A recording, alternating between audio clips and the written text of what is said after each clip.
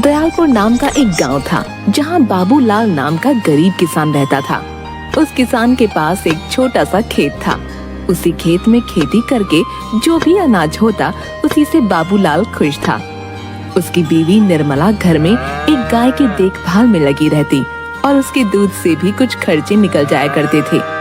कई बार फसल अच्छी नहीं होती थी। आज खेत में जाना जरूरी है, खेत भी सूखता जा रहा है। कुछ समझ नहीं आता है निर्मला।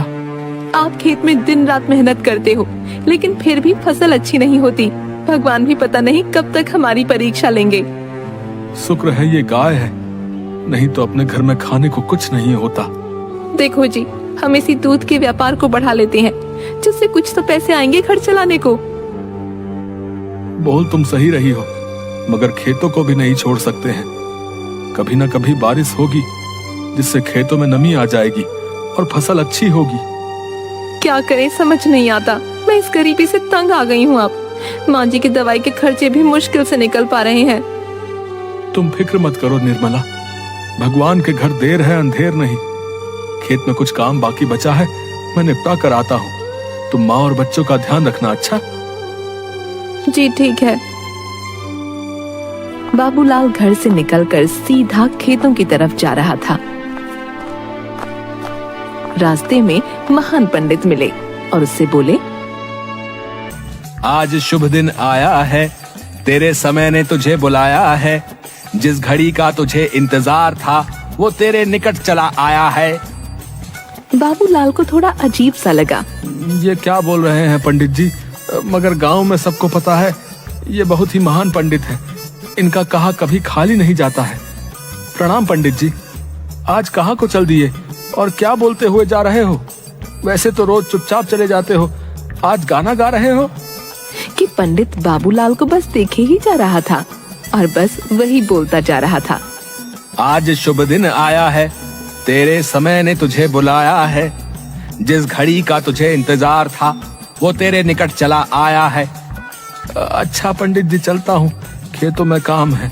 बुआई नहीं की तो अच्छी फसल नहीं आएगी।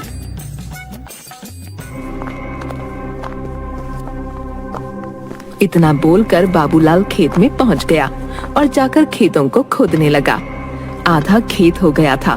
पूरा खेत खोदते हुए उसका फावड़ा किसी कठोर चीज से टकराया। ये क्या चीज है जिससे ये आवाज आई है? पूरा खोद कर देखना पड़ेगा। बाबूलाल तेजी से खोदने लगा और वहाँ खोदने के बाद उसे एक भगोना मिला। ये क्या भगोना? ये भी कोई जमीन में गाड़ता है क्या? कल तक तो यहाँ कुछ नहीं था। खैर छोड़ो, अब मेरे खेत में मिला है तो मेरा हुआ। चलो घर ले जाता हूँ इसे। बाबूलाल पूरा खेत जोतकर भगोना लेकर अपने घर चल दिया और अपनी पत्नी से बोला, देखो क्या मिला आज खेत में मुझे। लगता है कोई इसको कल रात को ही गाड़ कर गया है। बताओ तो, ये भी कोई खेतों में गाड़ते हैं? चलो अच्छा है, किसी काम तो आएगा। कितना अच्छा होता ना कि कहानियों की तरह सोने से भरा हुआ घड़ा मिलता आपको। अच्छा जी, सपने देखना छोड़कर इस भगोने को साफ कर लेना, दूध निकालने के काम आएगा। तुम्हारे दूसरा बर्तन नहीं लेना पड़ेगा। हाँ ठीक है, कर लूंगी साफ बाद में। अभी माँ जी को खाना देना है। बाबूलाल ने भगोने को नीचे रखा और अपने घर के काम में लग गया। रोज के सारे काम सामान्य तरह से चल रहे थे। सब सो गए और अगले दिन सुबह उठे और अपने काम में लगे। निर्मला दूध निकालने के लिए गाय के पास गई। सुनो निर्मला, दूध के लिए जो भगोना लाया था, तुम दूध उसमें ही रखो, बहुत बड़ा है वो। अंदर रखा हुआ है, तनिक लेकर आइएगा।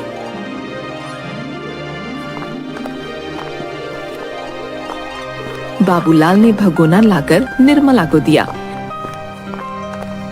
और निर्मला ने सारा दूध उसी में निकाल कर डाला और जैसे वो भगोने को उठाने लगी, गाय ने उसे तेजी से लात मार दी और निर्मला वहीं गिर गई।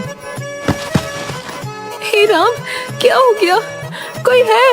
रिंपू के पापा कहाँ गए? बाबूलाल दौड़ता हुआ आया और निर्मला से पूछने लगा, क्या हुआ? कैसे चोट लग गई और तुम गिरी कैसे? देखो ना, इस गाय ने आज मुझे लाठी मार दिया।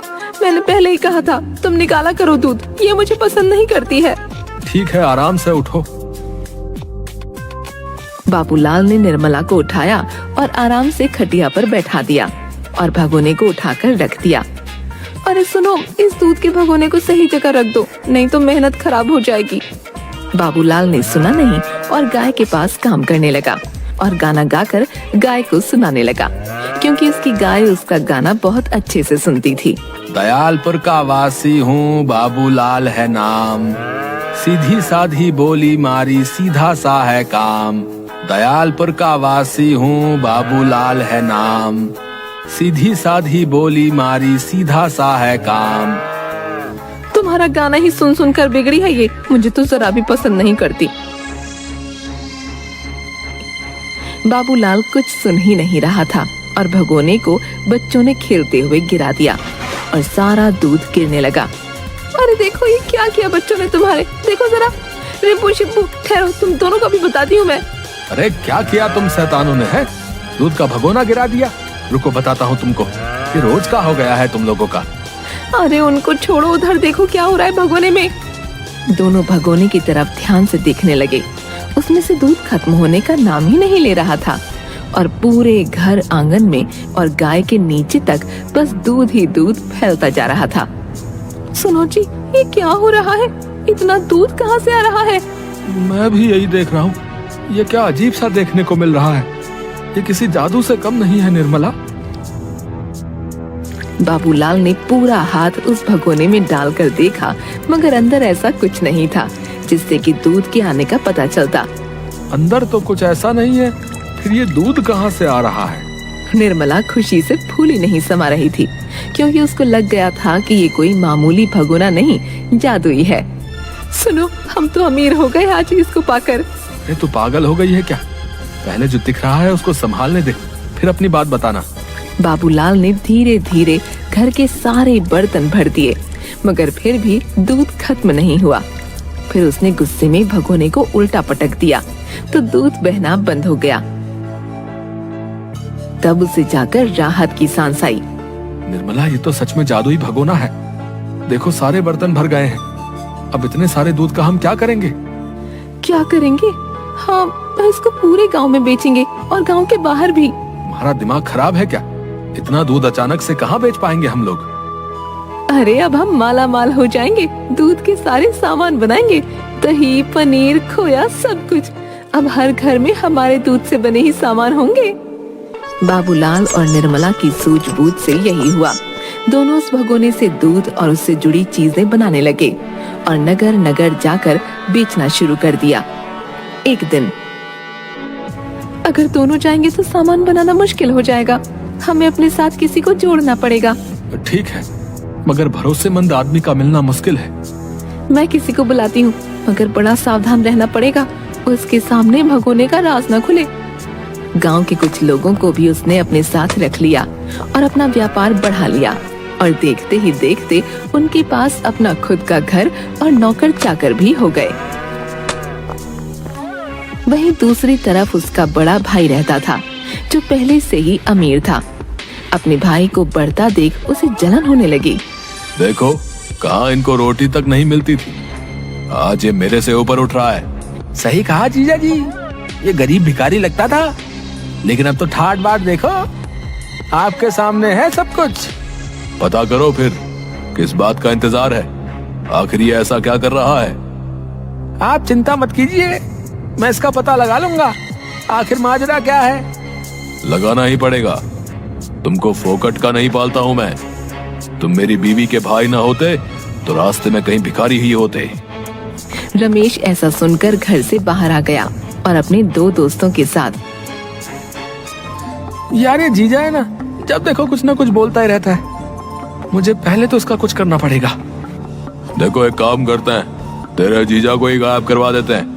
नहीं यार, दीदी को पता लगा तो हर पेड़ पर बंदर बनकर घूमने को बोलेगी। तो एक काम करते हैं यार, प्रधान जी का कुत्ता छोड़ देते हैं। सुना है बहुत भागता है वो। थककर अपने आप कुछ दिन के लिए बिस्तर पकड़ लेंगे। नहीं यार, वो भी सही नहीं है। अगर गलती से काट लिया तो रोज उठते बैठते जीजा जी मुझे काटेंगे कुत्ता बनकर। ये भी सही नहीं है। अभी जीजा जी ने उनके भाई बाबूलाल के घर क्या चल रहा है उसका पता लगाना है, लेकिन कैसे? अरे मैं बताता हूँ। गांव में 2 चोर आए हैं, दोनों चोरी करने में खूब माहिर हैं। उनको बाबूलाल के घर भेज देते हैं कि पता करो माजरा क्या है, और लगे हाथ चोरी भी कर लाओ। हाँ, ये सही रहेगा। तुम उनको बाबूलाल के घर भेजो और सब कुछ समझा देना कि चोरी का माल सरदार के घर चाहिए। दोनों चोर छुपते हुए बाबूलाल के घर जा पहुंचे और खिड़की से झांक कर देखते हुए। उस समय बाबूलाल और निर्मला भगोने से दूध बढ़ा रहे थे। ये सब देखते ही चोर, उड़ी बाबा, ये देखो, कोई जादू चल रहा है क्या? ये दूध कहाँ से आ रहा है? अरे बुड़बक, यही है जादुई भगोना, जिसकी वजह से बाबूलाल सेठ बन गया है, समझा? इसी पे हाथ साफ करने का आप उनको आज। दोनों रात में बाबूलाल के घर गए और दीवार से कूद लगाकर अंदर आए। उड़ी बाबा, तुम इंतजार करो, जब ये इस कमरे से बाहर जाएगा। हाँ ठीक है बिड़ू। दोनों चोर कुछ देर इंतजार करने लगे। उसके बाद बाबूलाल और निर्मला वहाँ से बाहर निकले। उड़ी बाबा, यही सही समय है, उठा ले भगोने को और सरदार के घर चलते हैं। खुश होकर सरदार इनाम देगा। मैं तो कहता हूँ इस भगोने को लेकर भाग लेते हैं भाई, माला माल हो जाएंगे क्या? उड़ी बाबा, अरे भाई, सरदार की मार भूल गया क्या? नहीं नहीं, मैं तो जाकर उसी को भगोना दूंगा। दोनों उस भगोने को लेकर वहाँ से चलने लगे और सीधे जाकर सरदार के घर पहुँचे। सरदार और रमेश भगोने को देखते रहे और सोचने लगे कि वाह साले साहब, कमाल कर दिया। तो इस भगोने की वजह से बाबूलाल इतना अमीर हुआ है, लेकिन इसका इस्तेमाल कैसे करना है? कुछ गड़बड़ तो नहीं होगी? अरे जीजा जी, डालो कुछ भी इसमें, बस बहुत सारा हो जाएगा जो भी डालोगे। मैं इसमें अपनी चिलम डाल दूं क्या? अरे नहीं जीजा जी, इतनी चिलमों का क्या करोगे? कुछ ऐसा डालो जिससे बहुत सा धन मिले। दोनों ने काफी देर तक यही सोचा। ऐसा क्या है जिसे डालकर वो 4 गुनी हो जाए? और अगर कोई कीमती चीज डाल दी और वो वापस नहीं आई तो? भाई साहब, मैं ऐसा जोखिम नहीं लेता हूँ। फिर उनमें से दूसरे वाले चोर को एक आइडिया आया। अरे छोड़ो, तुमको तो कुछ समझ में ही नहीं आ रहे लाए। मैं इसमें अपनी ये चुराई हुई अंगूठी डाल के देखता हूँ भाई। उड़ी बाबा, अरे रुको, ऐसा नहीं कर सकते। हमको कुछ पता नहीं है इसके बारे में, हमको कुछ गड़बड़ नहीं करना है, कुछ नहीं, समझे तुम? मगर दूसरे चोर ने बोलते बोलते अपनी अंगूठी भगोने में डाल दी। तुम कभी मेरी बात नहीं सुनते हो, हमेशा गड़बड़ करते हो। अरे कभी तो सुन लिया करो। अरे तुम चिल्लाना छोड़ो, ये देखो भगोने में क्या हो रहा है। ये क्या, इतनी सारी अंगूठियां कहाँ से आ रही हैं? अरे ये क्या हो गया, इतनी सारी अंगूठी? सब लोग उस भगोने का जादू देख चकित रह गए, क्योंकि वो भगोने का जादू एक बार चलने पर बंद ही नहीं होता था। दूसरा चोर घबराता हुआ बोला, यार सच बताओ, तो ये सोने का नहीं है, मुझे कहीं मिली थी, मैंने तो बस इसे ही डाल दिया। अरे मैं इस कमरे में फंस गया हूँ, अंगूठियों को रोको, मुझे बचाओ, इस भगोने के जादू को रोको, बचाओ। देखते ही देखती